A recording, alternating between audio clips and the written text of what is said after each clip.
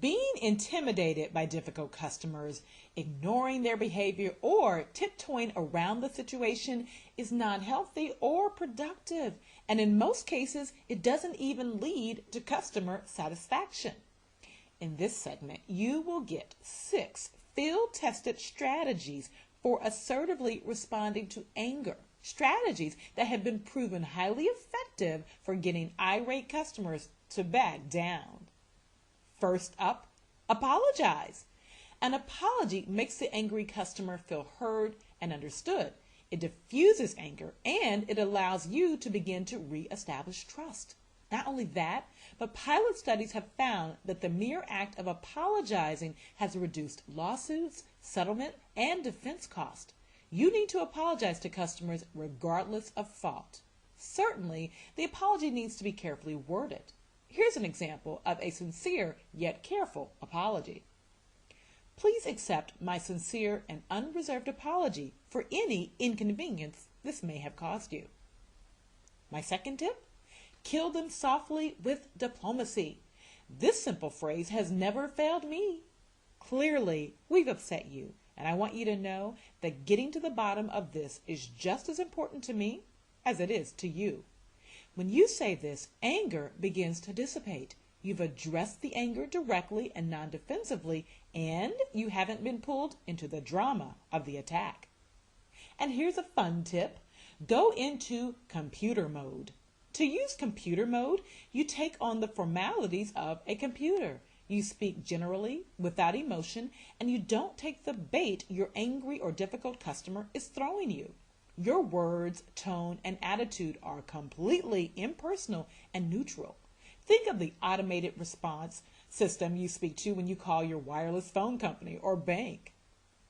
This computer mode response deflects, diffuses, and disarms angry customers because you don't add fuel to the fire by giving your difficult customer what they want, and that is an emotional reaction. When you don't take the bait, the difficult customer is forced to stop dead in their tracks, and that means you regain control and confidence. Let me illustrate computer mode. Let's say your customer says, "You don't give a darn about customers."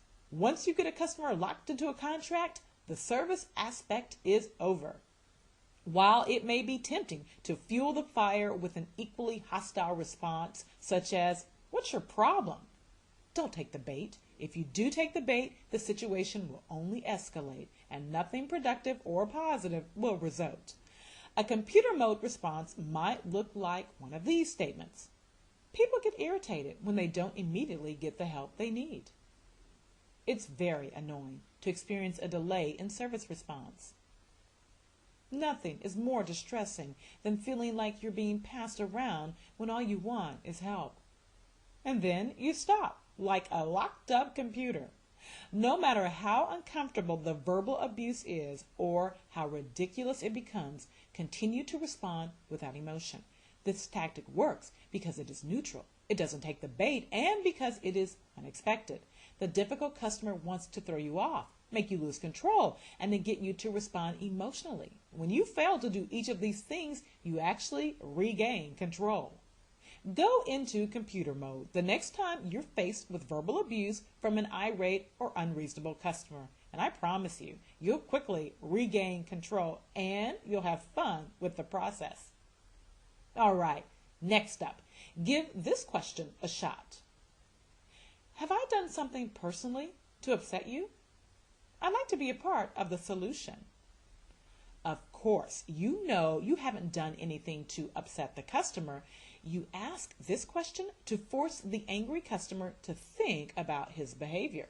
Often, the mere asking of this question is enough to get the ballistic customer to begin to shift from the right brain to the left brain, where he can begin to listen and rationalize.